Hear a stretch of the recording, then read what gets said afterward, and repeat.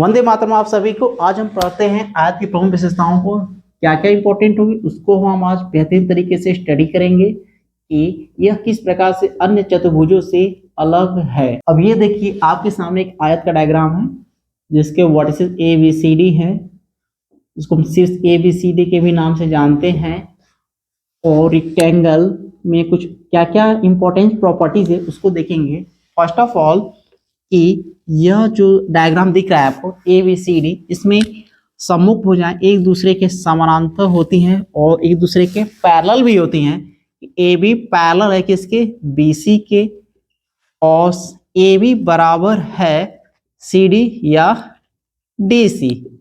यहाँ तक तो हम बहुत अच्छे से समझते हैं। इसी प्रकार से हम इसके बारे में भी बता सकते हैं कि A D is parallel B C, अर्थात ए डी जो है इसके पैरेलल है बी सी के और ए डी बराबर होगा किसके, बी सी के। अब यह चीज समांतर चतुर्भुज में भी थी, क्या और डिफरेंसेस है उसको हम देखेंगे। देखिए इसके दो विकर्ण होते हैं, चलिए ड्रॉ कर देते हैं, बी डी एंड ए सी। चलिए इसको भी दोनों विकर्ण एक दूसरे को बराबर भागों में विभक्त करते हैं, ठीक है। बट इसके जो विकर्ण है ना आपस में इक्वल भी होंगे, यही एक इंपॉर्टेंट फीचर्स भी है जो एक दूसरे को डिफ्रेंशिएट भी करता है। तो कैसे, आइए देखते हैं। ऐसे चलिए देखिए ए का जो A C is equal to B D, यह जो विकर्ण है विकर्ण आपस में इक्वल हैं और एक दूसरे को वो बिंदु को इंटरसेक्ट करते हैं और ये दोनों का डायमेंशन जो है सेम है। और एक और इम्पॉर्टेंट बात होती है, इसकी प्रत्येक एंगल का मान 90 डिग्री होता है, जो यह भी डिफरेंस है समांतर चतुर्भुज से। अर्थात आप बहुत तरीके से बता सकते हैं कि angle A is equal to angle B and angle C is equal to angle D, इन दोनों का मान आपस में इक्वल होता है। और यह मान कितना होता है, इन सब का मान जो होता है 90 डिग्री के इक्वल होता है। ये चीज आप लोगों ने सीखी चाहिए। 1 सेकेंड। अब हम देखते हैं कि और क्या क्या इंपॉर्टेंट प्रॉपर्टीज है इसमें। एक चीज यहाँ पे मैं इसको फिर से बना लेता हूँ। ये देखिए आपके सामने एक रेक्टेंगल है जिसके dimension A B C D vertices हैं और एक मैंने यहाँ से मिला दिया बी से डी, इसका विकर्ण है। विकर्ण में खास बात होती है, खास बात होने की वजह भी है क्योंकि एंगल सी जो है यहाँ से आप देख सकते हैं ये 90 डिग्री है। 90 डिग्री जब बन रहा है तो आप पाइथागोरस प्रमेय लगाएंगे। किसमें लगाएंगे, लगाएंगे ट्रायंगल डीबीसी में, त्रिभुज डीबीसी में। जब आप पाइथागोरस प्रमेय अप्लाई करते हैं जिसमें हमने ये देखा कि एंगल सी हमारा कितना है, 90 डिग्री। चलिए अब यहाँ से अगर हम देखें, अभी तक हम ट्रिग्नोमेट्री में देखे हैं, यहाँ से अगर थीटा मानते हैं तो ये परपेंडिकुलर लंब होता है, ये इसका हाइपोटेन्यूज। तो सबसे बड़ी साइड जो होती है ट्रायंगल की वो उसकी होती है कर्ण, और ये वो हमारा बेस। तो यहाँ से फाइनली हम लिख सकते हैं H square equal to P square plus B square. Okay, अब यहाँ पर अगर इसका हम डायमेंशन भी लिखना चाहें in terms of B D का स्क्वायर लिख देंगे। पी है हमारा ये बी सी का स्क्वायर है। बेस हमारा कितना है, डी से सी, ये हमारा बेस है। बेस को भी मैंने यहाँ से इंट्रोड्यूस करा दिया, इसका भी यूज करेंगे, ठीक है। फिलहाल एक चीज और देख लेते हैं। चलिए देखिए ये रेक्टेंगुलर स्लैब है, डायग्राम है। रेक्टेंगुलर फिगर में बहुत ज्यादा यूज टू होता है, इसलिए हम लोग क्वेश्चन फॉर्मेट से देखते हैं। इसको हम लंबाई बोलते हैं, लंबाई को हम लोग एल से लिखते हैं, लेंथ एल फॉर लेंथ होता है। इसको हम लोग चौड़ाई बोलते हैं, जिसको हम लोग बोल देते हैं विड्थ, ये हुआ विड्थ, ठीक है। अब आपने ये देखा है यह चौड़ाई है तो ये भी चौड़ाई होगी, यह लेंथ है तो ये भी लेंथ होगी, लंबाई होगी। अब यहाँ से आप यह चीज लिख सकते हैं कि डायगोनल जो होगा, डायगोनल, ये एच को आप डायगोनल बोल सकते हैं क्योंकि ये आपका डायगोनल होगा, विकर्ण, यही विकर्ण है हमारा, यहाँ भी दिखा रखे हैं। तो डायगोनल इज इक्वल टू, आप यहां से बहुत आसानी से लिख सकते हैं कि D square is equal to B square plus P square. अब यहाँ पे जो पी और बी की जगह क्या लिख सकते हैं, पी की जगह एल लिख सकते हैं, ठीक है। ये हुआ एल, क्योंकि ये भी एल के इक्वल होगा और पी के इक्वल होगा डब्लू, देख ही रहे हैं। तो मैं ये बता रहा हूँ, इसके क्वेश्चन में भी देखेंगे, फिलहाल इतना नोटिस कीजिएगा आप लोग, जो डी होगा L square plus B square के इक्वल हो जाएगा। चलिए, अगर हम इसका एरिया, क्षेत्रफल कैलकुलेट करना चाहें तो कैसे होगा, देख सकते हैं। क्षेत्रफल निकालने के लिए ये देखिए, हमारा यहाँ से हम लोग एरिया निकाल लेते हैं। एरिया बराबर होता है हमारा लेंथ इंटू बी, अर्थात लंबाई गुणे चौड़ाई हमें क्या देगा, क्षेत्रफल देगा, ठीक है। लेंथ एंड बी का जो प्रोडक्ट है, इसका हमें क्या देगा, इसका हमें एरिया देगा। यह एरिया, जो एरिया को हम सैडेड पार्ट से शो करते हैं, इसके बीच का जो डायग्राम, ये जो पूरा पोर्शन होगा, ये क्षेत्रफल में आएगा। एरिया हमारा 2 डायमेंशनल फिगर होता है, इसलिए आप क्षेत्रफल बराबर यह जानते हैं लंबाई गुणे चौड़ाई। इसका भी बहुत ज़्यादा ये स्टैंडर्ड फॉर्मूला है, जिसको हम लोग बहुत ज़्यादा यूज करेंगे। चलिए, एक चीज़ आपको ध्यान और देना होगा, इस जो रेक्टेंगुलर डायग्राम है, इसका हम लोग परिमाप भी कैलकुलेट करते हैं, और यह जानकारी हमारे बहुत ज़्यादा आवश्यक होती है कि आयत का ABCD एक आयत है, जिसका परिमाप बताइए। पूछा जाता है कि रेक्टेंगुलर जो स्लैब या डायग्राम है, फिगर है, उसका पेरीमीटर पूछाता है। चलिए, पेरीमीटर भी देख लेते हैं। पेरीमीटर हम लोग समझते हैं कि पेरीमीटर परिमाप क्या होता है। पेरीमीटर को हम P से रिप्रेजेंट करते हैं। जो पेरीमीटर होता है, outer layer of boundary of the diagram होता है, जिसको हम लोग ट्रायंगुलर के, जब ट्रायंगल का टॉपिक पढ़ते हैं उस समय भी क्लियर किया था। एक मैंने इमेज के द्वारा और ब्लैक बोर्ड पे एक रेक्टेंगुलर आकृति दिखाई थी, जिसमें आपको बताया था कि किस प्रकार से हम लोग एक पेरीमीटर कैलकुलेट कर सकते हैं। यहाँ भी देख लेते हैं, लेंथ प्लस चौड़ाई प्लस लेंथ प्लस चौड़ाई को ऐड करेंगे तो हमारा क्या निकल के आ जाएगा, हमारा निकल के आ जाएगा परिमाप, पेरीमीटर निकल के आ जाएगा। चलिए, पेरीमीटर को हम निकाल लेंगे। फिर से आपने बोला है कि सर लंबाई होता है, चौड़ाई हुआ प्लस लंबाई प्लस चौड़ाई,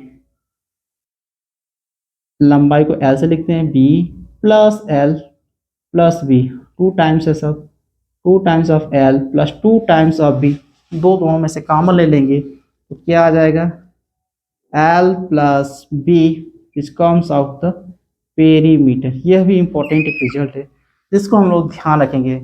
आइए कुछ इंपॉर्टेंट क्वेश्चन कर लेते हैं। देखिए, क्वेश्चन बड़ा सिंपल है। चलिए इसी पे कर लेते हैं। जैसे कि आपके सामने देखिए एक डायग्राम दे रखा है, इसी को मैं बता रहा हूं। चलिए, कि देखिए इसकी लेंथ दे रखी है 80 मीटर, ये क्या है, लेंथ है, लंबाई है। यहाँ पे इसकी चौड़ाई दे रखी है कितनी, डब्लू विथ जो है 60 मीटर। पूछ रहे हैं इनका डायगोनल क्या होगा, what is the diagonal of the rectangular diagram, what is the diagonal of the rectangular diagram, rectangular diagram ABCD। मतलब पूछना ये चाह रहे हैं कि ABCD के विकर्ण का डायमेंशन बताइए। तो विकर्ण का मान पूछ रहे हैं, विकर्ण का मान क्या होगा, विकर्ण का मान BD पूछना चाह रहे हैं या AC पूछ रहे हैं। इनके डायमेंशन को ये जानना चाह रहे हैं, क्योंकि दोनों का जो डायमेंशन होगा वो क्या होगा, सेम होगा। क्यों सेम होगा, यहाँ पे हम देख चुके हैं। चलिए, अब इसको कैलकुलेट करते हैं। देखिए, लेंथ दे रखे हैं, कितना दे रखे हैं, 80 मीटर, एंड विड्थ दे रखे हैं, चौड़ाई दे रखे हैं कितना, 60 मीटर। चलिए, हमें पता है जो डायगोनल निकालते हैं, डायगोनल या विकर्ण, वो जो होता है, यहाँ से देख सकते हैं, इस यहाँ से कि स्टैंडर्ड रिजल्ट जो हम लोगों ने निकाला है L square plus B square, इसी को हम यूज करेंगे। चलिए फिर से यूज कर लेते हैं। डायगोनल जो कितना होगा, L square plus B square, ये डायरेक्ट लिख दिया हूँ, इसका अंडर आउट करके लिख दिया हूँ, ठीक है। नहीं तो आप लोग एक स्टेप आराम से इसको कर सकते हैं। चलिए एल यहाँ पे दे रखा है आपका कितना, 80, देखिए 80 का स्क्वायर होगा प्लस 60 का स्क्वायर होगा, सिंप्लीफाई करेंगे, एक सिंपल सा सरलीकरण है, 6400 प्लस 3600, इन दोनों का एडिशन करेंगे तो क्या आएगा, बड़ा सिंपल सा रिजल्ट आने वाला है, उसको हम लोग देख लेते हैं। ये इतना आएगा और फाइनली ये आ जाएगा 100 मीटर, क्योंकि डायमेंशन ऑलरेडी मीटर में दे रखी है, इसलिए इसका जो विकर्ण भी आएगा वो कितना आएगा, 100 मीटर आएगा। पाइथागोरस प्रमेय के द्वारा, पाइथागोरस प्रमेय की हेल्प से ही इसको हम लोग बड़े आसानी से डायगोनल कैलकुलेट कर। तो आपके सामने एक क्वेश्चन दिया रखा है, ये क्वेश्चन बहुत ही ज्यादा इंपॉर्टेंट है कंपटीशन के पॉइंट ऑफ व्यू से और एकेडमिक पॉइंट ऑफ व्यू से। इसमें आपको पता करना है क्या है, पेरीमीटर पता करना है, और क्या क्या दे रखा है आपको, एरिया दे रखा है 2800 सेंटीमीटर स्क्वायर, और उसमें दे रखा है कि जो लंबाई है 30 सेंटीमीटर ज्यादा किससे, चौड़ाई से, ये भी बी होगा और ये भी लेंथ होगा। अब आपको कैलकुलेट करने से पहले आपको एरिया का फॉर्मूला याद रखना चाहिए। एरिया क्या होता है, एल इंटू बी, ये हमारा एरिया हुआ, इसका एरिया हमें दे रखा है। चलिए एरिया जब दे रखा है तो हमें पता है कि एल इंटू बी, लंबाई गुणे चौड़ाई जब करते हैं तो हमें एरिया निकल के आ जाता है। अब यहाँ से आपने चौड़ाई को बी मान लिया, लेंथ जो लेंथ अकॉर्डिंग टू क्वेश्चन बता रखा है कि आपका जो लेंथ है वो बी प्लस 30, मतलब 30 सेंटीमीटर ज्यादा किससे, चौड़ाई से। चलिए इसमें डाटा को फीड कर देते हैं और सीधे रिजल्ट हमें मिल जाएगा, एल इंटू एल प्लस, और लंबाई देखा बी प्लस 30, तो यहाँ से बी प्लस 30 हो जाएगा, और ये चौड़ाई भी दे ही रखा है, और इसका जो डैम क्षेत्रफल का मान दे रखा है 2800। एक स्टेप हम और आगे बढ़ेंगे, बी से मल्टीप्लाई कर देंगे, बी स्क्वायर प्लस 30b, यहाँ से थोड़ा सा एडजस्टमेंट कर लेते हैं, 2800 को इधर भेज देंगे तो यहाँ 0 हो जाएगा, B square plus 30b minus 2800। अब हम इसको अरेंज कर लेते हैं। अरेंज करने के बाद कुछ इस प्रकार का ये दिखेगा, एक क्वाड्रेटिक बनेगा, क्वाड्रेटिक को हम अप्लाई करेंगे। चलिए यहाँ से इसको हम बड़े आसानी से 70 माइनस 40 करेंगे तो 30 भी आएगा, ठीक है, और गुणा करने पे इतना भी आएगा, तो हमारा ये काम बन गया, इंटू बी माइनस 2800। ओके, यहाँ बी का अंदर ले लेंगे, अंदर ले लिया, 70b माइनस 40b माइनस 2800। और बड़ा अच्छी चीज, इन दोनों को कॉमन, इसको एक ब्रैकेट में लेंगे और इनको भी एक साथ ले लेंगे। चलिए ले लेते हैं यहाँ पे, तो फाइनली क्या बनता है उसको देख लेते हैं। चलिए कर लेते हैं, बी स्क्वायर प्लस 70b, ठीक है, माइनस यहाँ से कॉमन ले लेंगे, माइनस कॉमन ले लिया तो क्या बना, पहले पूरा लिख लेते हैं, 40b माइनस 200, इसको ले लेते हैं ताकि हमारा काम बन जाए। यहाँ से b को कॉमन ले लेंगे, b प्लस 70, यहाँ से 40 कॉमन ले लेंगे, 40 दोनों से कॉमन निकल रहा है, b माइनस 70 बराबर 0 0, ये और ये क्या हो जाएगा, माइनस कॉमन लेके प्लस हो जाएगा, b प्लस 70 b माइनस 40। इनको हल कर लिया, तो यहाँ से बस यही काम का चीज निकल रहा है, b माइनस 40 बराबर 0, तो b बराबर 40, यहाँ से लेंथ आ गया हमारा 40, हम इसमें 38 कर लेंगे तो 70 सेंटीमीटर, 40 सेंटीमीटर आ जाएगा। चलिए अब हमें पेरीमीटर निकालना है। पेरीमीटर होता है फॉर्मूला 2 गुणे लंबाई, 2 गुणे ब्रैकेट में लंबाई प्लस चौड़ाई, ऐसा रहेगा पेरीमीटर हमारा 2 इंटू एल प्लस बी। बस डाटा को फीड कर देंगे और डायरेक्टली रिजल्ट हमारा आ जाएगा 40, ये सेंटीमीटर में आएंगे, इसका ये डायमेंशन भी आ गया हमारे पास, इतना हमारा पेरीमीटर आएगा, और ये हमारा रिजल्ट है। अब अगला क्वेश्चन के मीटर का स्ट्रिप है एक तरह का, उसी का पूछ रहा है कि इसका आपको बताना है इसका क्षेत्रफल क्या है।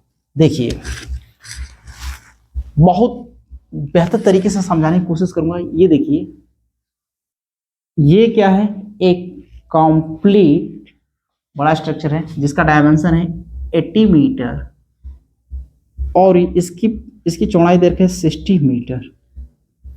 ठीक है सर, ये भी एक छोटा वाला है, छोटा वाला क्षेत्रफल है जिसको मैं आपके सामने लिख रहा हूं।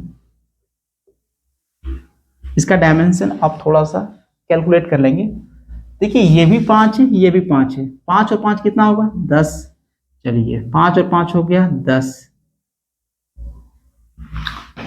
पूरी की लंबाई कितनी थी 80 मीटर। अगर 80 में से -10 को डिडक्ट कर लें कितना बचेगा 70 मीटर।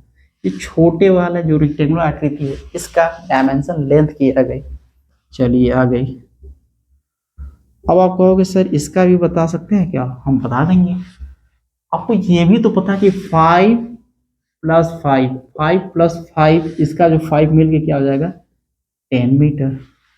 ये भी तो कम होगा, इससे कम होगा। ये कितना था पहले, कितना था इसका 60 था। 60 में से इसको कम कर लें 10, कितना आ गया 50 मीटर।